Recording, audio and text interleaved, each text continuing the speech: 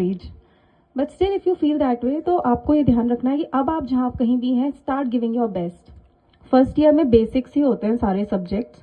तो कॉलेज की एजुकेशन अगर आपको अपनी ब्रांच में करियर आगे बनाना है तो आपको बहुत थरली कंप्लीट करनी पड़ेगी. There is no shortcut to it. आप कुछ लोग कहते हैं कि हम कंसल्टेंसी या कंप्यूटर साइंसेस साइड में जाएंगे क्योंकि जो रिक्रूटमेंट प्रोसेस है, जो प्लेसमेंट प्रोसेस है, वहाँ पे एक बायस तो दिखाई देगा आपको कोडिंग की तरफ, सॉफ्ट स्किल्स की तरफ. तो जिनको ऐसा है कि हमको उसी एरिया में अपना करियर बनाना है, एमबीए करना है या उस तरीके से आगे बढ़ना है, so start focusing on that front. But अगर आपको लगता है that you want to focus upon your own core engineering, जैसे for me electrical engineering was the thing, मुझे इलेक्ट्रिकल इंजीनियरिंग में ही करियर बनाना था, तो मैंने शुरू से इलेक्ट्रिकल इंजीनियरिंग पे ही ध्यान दिया. Faculty in this college is really good. The only thing is कि you need to make sure कि आप उनसे वो एडवांटेज ले पाए या वो बेनिफिट्स डिराइव कर पाए जो एज ए स्टूडेंट आपको चाहिए, क्योंकि उनके पास भी एक शेड्यूल होता है, करिकुलम होता है, they are many students in the class, तो वो एक लेवल ऑफ टीचिंग जो उनका है वो तो वो करेंगे. Beyond that wonderful faculties.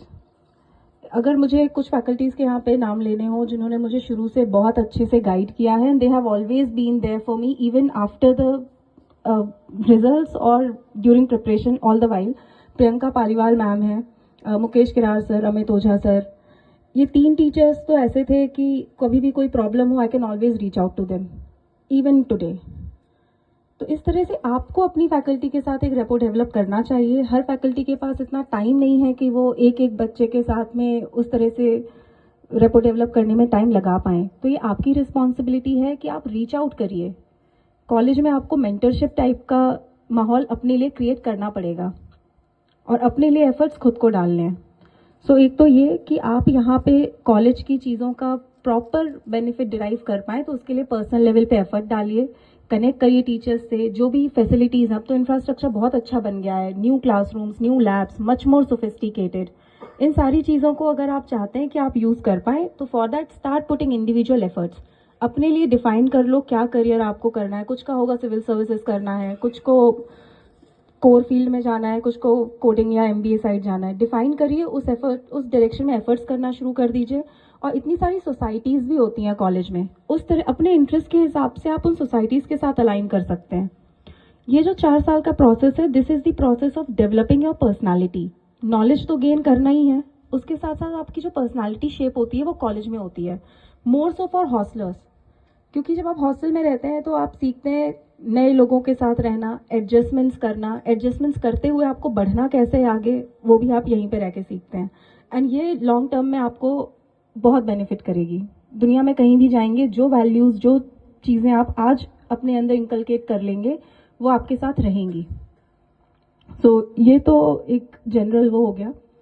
इसके अलावा जिन लोगों को सिविल सर्विसेज में करियर बनाना है, आप रफली, क्योंकि मैंने अभी रिसेंटली इसका एग्जाम दिया तो मैं ज़्यादा बता सकती हूँ प्रिपरेशन के बारे में, एक एप्टीट्यूड डेवलप कर लीजिए. फर्स्ट ईयर से ही तैयारी में लग जाने की ज़रूरत नहीं है. ऑनेस्टली 2 साल की प्रिपरेशन काफ़ी होगी इस एग्जाम के लिए. तो अगर आप 3rd ईयर फाइनल ईयर में भी करेंगे तो भी ठीक है. ज़्यादातर यहाँ पे फर्स्ट ईयर के ही स्टूडेंट्स हैं. तो first year, all are first years. तो फर्स्ट ईयर्स में यू कैन स्टार्ट डेवलपिंग और इंकलकेटिंग दैट एप्टीट्यूड. आप न्यूज़पेपर पढ़ना स्टार्ट कर दीजिए. मैनेट की लाइब्रेरी बहुत बड़ी है. आई एग्री कि उसमें थोड़ा, मेरे टाइम में जहाँ तक मुझे याद है, थोड़ा सा बुक ढूंढने में दिक्कत होती थी, आज भी होती है लेकिन लाइब्रेरी है बहुत बड़ी और दुनिया जहाँ की किताबें हैं वहाँ पे. So you can start searching. अपना इंटरेस्ट डेवलप करना आप स्टार्ट कर सकते हो. Start reading newspaper, at least first page, editorial, international relations, उतना स्टार्ट करिए. Don't wait for right time to come. Start shaping और aptitude. And one more thing, इन 2 साल में आपको क्लैरिटी भी आएगी एक्चुअली आप ये करना चाहते हैं या नहीं करना चाहते हैं. और जो भी फील्ड आपने चूज़ की है, एटलीस्ट फर्स्ट 2 ईयर्स तो उसको अच्छे से पढ़िए ताकि ओवरव्यू आपको अच्छा मिले, आप एक इन्फॉर्म डिसीजन भी ले पाएँ. क्योंकि कई लोगों का डिसीजन चेंज होता है, 2nd ईयर 3rd ईयर तक वो चेंज होता रहता है कि अभी ये करना, अभी वो करना है. और करियर्स बहुत सारे हैं. कुछ लोग प्लेसमेंट के बाद ज़्यादा अच्छा करियर बनाते हैं, कुछ एग्जामिनेशंस के थ्रू निकल जाते हैं. So opportunities are ample. कोई ये कहे कि अपॉर्चुनिटीज़ की कमी है, तो opportunities are too many, but you need to be prepared to gauge them. बाकी मुझे पता नहीं आप क्या एक्सपेक्ट कर रहे हैं, तो एक इंटरेक्शन ही रखते हैं। आप बताइए कि मैं आपको क्या बताऊं, आप पूछिए and I will answer you.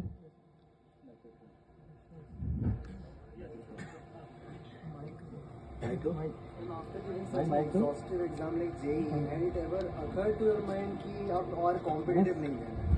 Had it ever?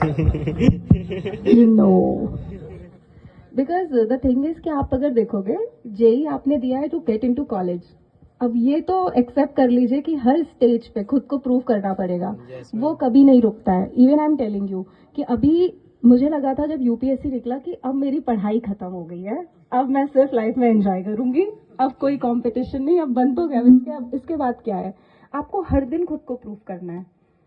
जैसे अगर आप अकेडमी में जाते हैं, अब आप कुछ नहीं पढ़ेंगे तो आपको रूल्स के बारे में कुछ भी नॉलेज नहीं होगी, आपको कुछ नहीं पता होगा कि लैंड रेवेन्यू के क्या लॉज हैं, क्रिमिनल जस्टिस के क्या लॉज हैं, फिर आप कुछ भी करते रहेंगे फील्ड पे, आपकी इमेज खराब हो जाती है and then you can not get good postings. So life में you should not stop anywhere. अगर आपको कहीं अच्छी जगह पहुंचना है, इवन आप यहाँ पर देखेंगे, सो सम फैकल्टीज इवन यू नो कि यार उनका स्टेचर बड़ा अच्छा है, बहुत अच्छा पढ़ाते हैं, बहुत अच्छा करते हैं, तो उनको वो इमेज अर्न करने के लिए वो भी तो हर दिन मेहनत करते हैं, हर दिन कम्पीट करते ही हैं। तो you can never stop competing. Compete तो आपको कहीं भी पहुंच जाइए, और जिस दिन आप कम्पीट करना स्टॉप कर दें, खुद से या आसपास से कहीं से भी, आपकी ग्रोथ रुक जाएगी। तो जेई दे दें, यूपीएससी दे दें, कुछ भी दे दें, बल्कि जैसे जैसे आप आगे बढ़ते हो तो आपको लगता है मैं और ऐसा क्या करूं कि I can add more to my value, कि मैं अपनी वैल्यू और अब कैसे बढ़ा सकूं, और कैसे बढ़ा सकूं। तो इनिशियली लगता है वो जब जस्ट एग्जाम खत्म हुआ होता है, जब प्रॉपर रिलैक्स मोड में होते हैं, बट बहुत लंबे टाइम तक रिलैक्स मोड भी आपको खुद अच्छा नहीं लगेगा। You start searching for next avenues कि अब मैं नेक्स्ट क्या करूं, अब मैं नेक्स्ट क्या करूं। और होना भी चाहिए, जब तक हम नेक्स्ट गुड थिंग के लिए सोच रहे हैं तब तक हम ग्रो कर रहे हैं, और उसके बाद तो फिर स्टेबिलिटी है। फिर हाँ, सम पीपल से कि वो स्टेबिलिटी बहुत अच्छी है जहाँ पे आपको लगे कि सब पा लिया, अब आराम से रिलैक्स करते हैं। चॉइस आपकी है, बट आई बिलीव मोर इन कि आप कैसे अपनी वैल्यू को और ऐड कर सकते हैं। पूछिए।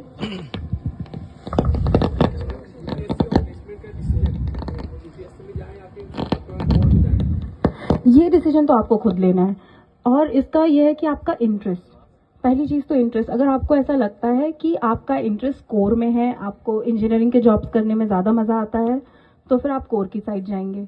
यूपीएससी इज मोर जनरलाइज्ड, ज्यादा एक सोशल लेवल पे मैनेजमेंट टाइप का रोल है इसका। इसमें आपको उसको इंजीनियरिंग को लेकर आपको कोई भी काम नहीं होगा। कुछ लोग ऐसे भी हैं जिनको लगता था शुरू में, जैसे मुझे लगता था मुझे कोर में जाना है, तो मैं बीएचएल भोपाल में जॉब करती थी, वहां 2 साल जॉब किया, उस पूरे ड्यूरेशन में लगा कि मुझे ये नहीं करना। तो आपके इंटरेस्ट भी इवॉल्व करते हैं, बट ये आपका इंटरेस्ट है। कोई करियर बुरा नहीं है, any career is not bad, अगर आप उसमें अपने पूरे एफर्ट्स, पूरी ईमानदारी से ग्रो करने की टेंडेंसी रखते हैं तो कोई भी करियर बुरा नहीं होता।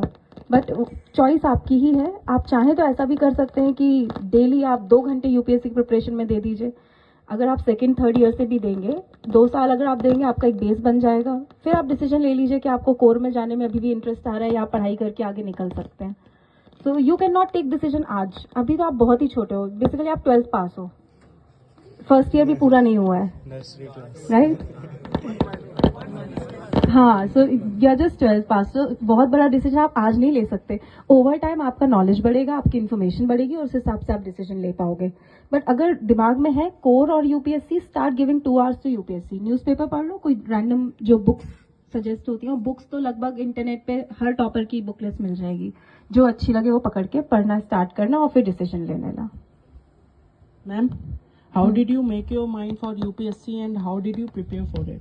Like, can you give us a timeline that what you're following? So because right now we are actually confused that in which field you have to go and. So UPSC करना है, ये rough thought मेरा था college में, but I did not know कि कैसे करना है, कर पाऊंगी नहीं कर पाऊंगी, और उस तरीके से उतना कंक्रिटाइज नहीं था।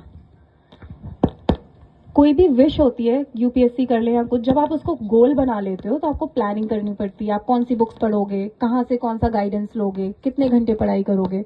तो जब मैं फाइनल ईयर में आई तो मेरा ये थॉट था कि मैं एक जॉब लूंगी, जॉब करूंगी, और जॉब के साथ यूपीएससी की तैयारी करूंगी। फिर जॉब में भी मुझे था कि मुझे कोर में जाना है, तो मैंने गेट की तैयारी की।